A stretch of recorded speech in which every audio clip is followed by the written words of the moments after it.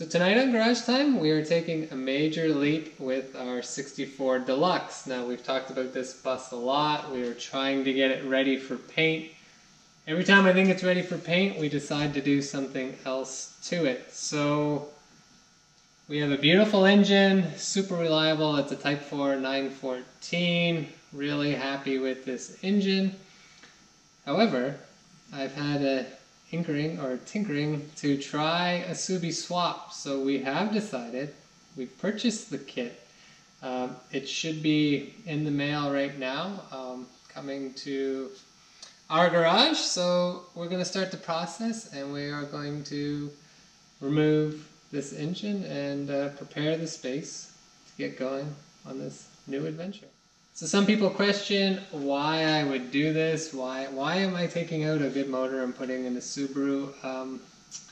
You know what? I'm just really interested in trying it. I'm interested in having a bit more power. I'm thinking the carbs are always like, you always got to tinker with them, and you know, sometimes I'm burning rich and whatnot. I haven't totally mastered the Lordos and getting them just perfect. So yeah, I'm ready to try fuel injection. I'm ready to have some real heat in the bus, and I do want to turn this into a daily driver. So hopefully we get the engine in. We have a few other surprises. We're making more changes to this thing in some upcoming episodes, but get all the body work done, get it painted, and hopefully next spring this car is on the road and it becomes our daily.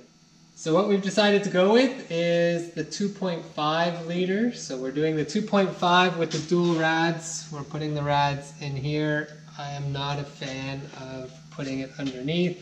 I know some guys have had great success with that. Some guys say they've had bad success with this.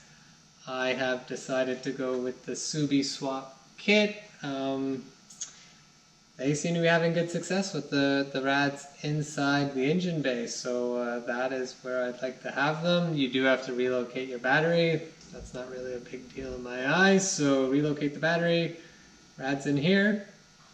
So let's get started. First step, we're going to take off the bumper obviously, pull this engine, take everything out of the bay, and just wait for the mailman to arrive. Alright, so we're continuing on the process of removing stuff. We did remove the bumper. We're going to skip over some of these stages. I don't think you guys are that interested. If you're following this series, if you're interested in the Subi, you're not interested in us removing the old engine. But I'll continue to talk while I do some of this. So there's going to be people out there that, you know, I'll call them the haters, that are upset that we are taking a bus, we are making these changes to it. Now, to those people, I see the cases where that makes sense. If you have an original 23, all numbers match, it's in great shape. That's not the case here. This bus was a chicken coop when we picked it up. It didn't have an engine, it didn't have a tranny. It was a disaster. We had to basically replace the bottom 12 inches. And yeah, we've got a 914 engine in it. The running gear is all Porsche right now. So there's nothing about this bus that screams stock. So that being the case, we've decided we're going to have a little fun with it. We are going to make some changes. And we're going to make changes for the good. We're going to make it a daily driver, like I said, and we're going to have some fun with it.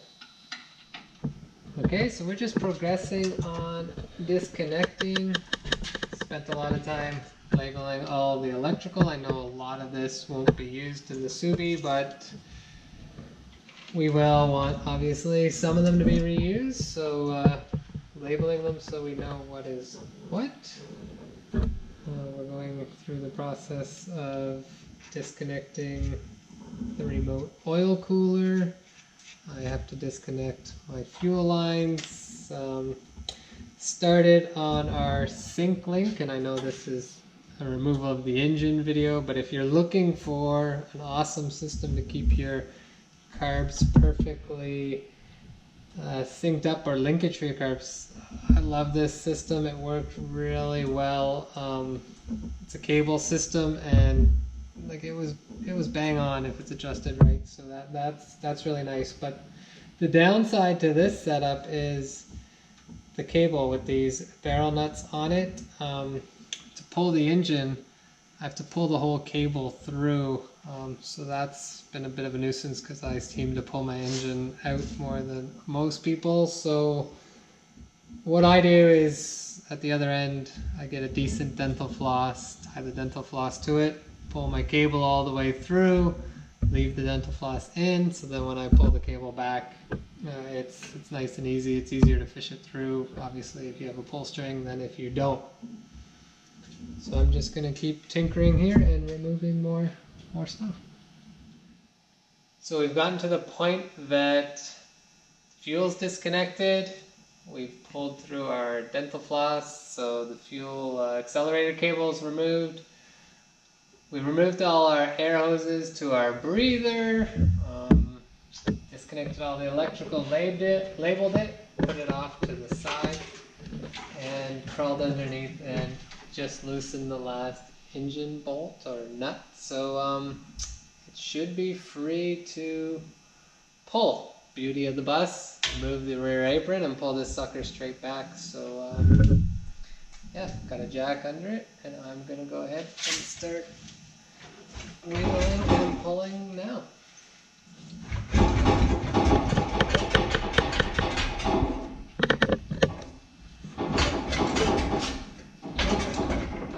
Oh, you definitely get that feel when it's coming loose. So I do have a hose stuck on my curb.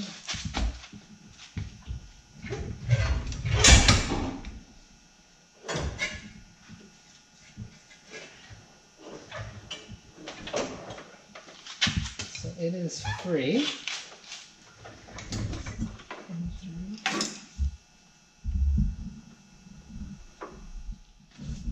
Alright, so engine is removed. We got a little bit more cleaning up to do in there, but we're ready for the next step. So phase 1 of Subi swap is undergone.